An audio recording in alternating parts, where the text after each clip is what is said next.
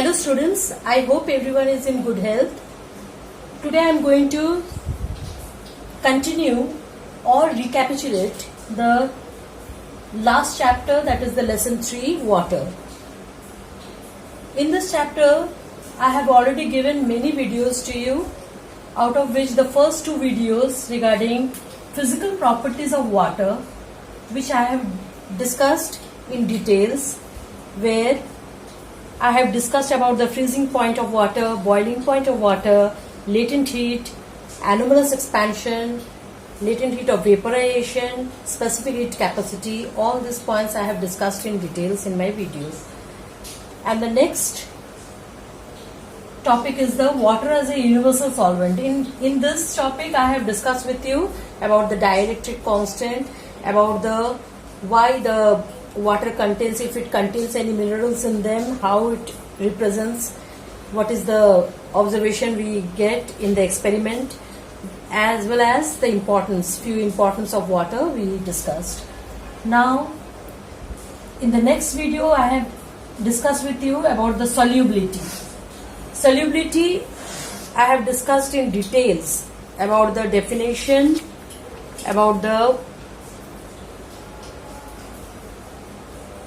its factor, about its solubility curve, and which are the compounds behaving abnormally, which are behaving opposite, which are behaving very slight.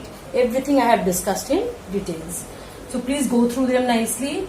And the third topic is also about the solution. In the solution, about the characteristics of the true solutions, I have discussed in details about them, as well as the types of solutions, that is the unsaturated, saturated and the supersaturated solution.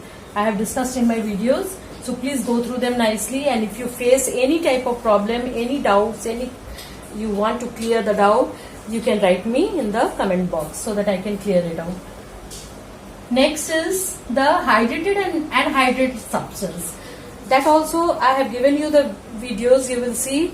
Go through them, the videos, and if you find any problem, you let me know. Next is the water of crystallization with example. This part is very, very important part. You will just, not only the water of crystallization you will learn, but also with the examples in the form of formulas and the general names given to them. Like copper sulfate is also known as blue vitriol, and what is the fixed amount of water it contains in them. Everything you will learn in details. It has been given in the table form, so learn them nicely. Next, I have given the properties with few terms. These are the words. It is coming under the water crystallization only, but in this you have learned in details about the definition and with examples. That is that efflorescent, then which are coming under this kind of examples, that is the washing silver, Glauber salt, Epsom salt, these are all coming under this. Next is the deliquescence, and next to deliquescence is the hygroscopic. Why they are different from each other? Both have the ability to absorb the water from the atmosphere, but the deliquescent substance change them into solution, saturated solution form. But on the other hand, hygroscopic remains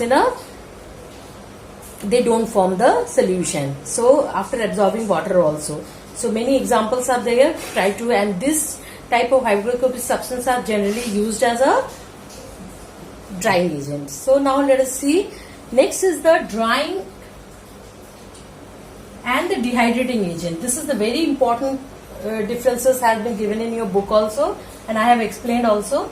Drying and dehydrating agent, drying is a physical process, whereas the dehydrating agent is a chemical process, because it extracts the water from the molecule.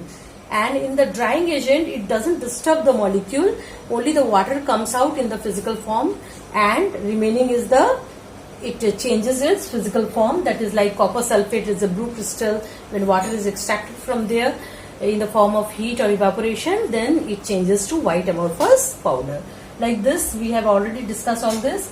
Next is the very important part of this chapter, that is the last part of this chapter, is the soft water and hard water.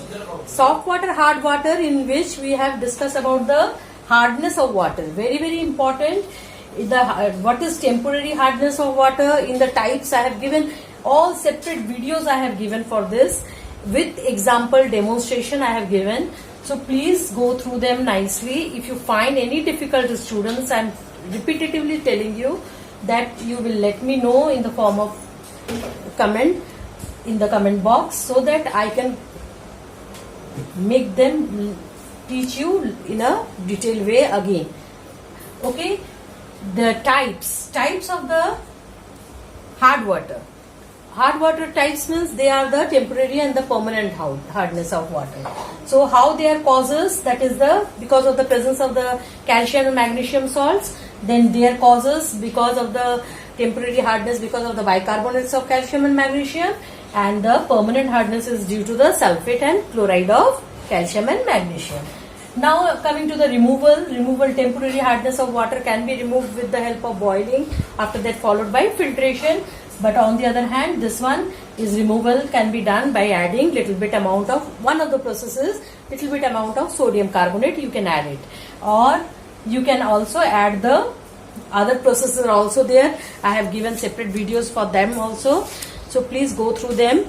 That the separate videos for this, that is the addition of washing soda I have told you, and how to addition of lime, that is the Clerk's process, and by boiling you cannot make it remove all this.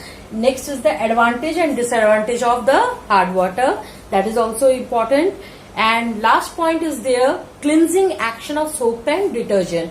This videos I have given in a very descriptive way, so please see these videos very nicely. Okay, so this one I am just lack of space, I am writing over here, that is the cleansing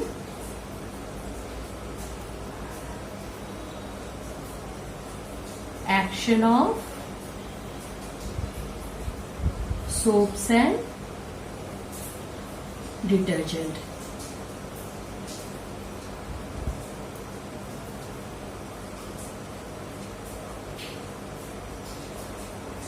This one I have shown you the demonstration that how the cleansing action is going on, that the formation of micelle and how it takes away the dirt along with them, what is hydrophobic, what is hydrophilic, and all this thing have been explained in the form of demonstration videos. Please look to them very nicely and learn from there. And if you find any problem in making you understand again, then let me know so that I can repeat it once again. Okay, so which part is making you problem, you just let me know. Okay students, otherwise please learn them. I have given you the exercise also, all the 3A, B, C, all the exercises have been also given. So please try to learn them nicely. That's all for today students. So keep learning. This chapter is very important. Keep learning them and try to practice all the exercise questions, answers which has been given by me in the form of PDF. So take care of your health. Have a good day. Thank you.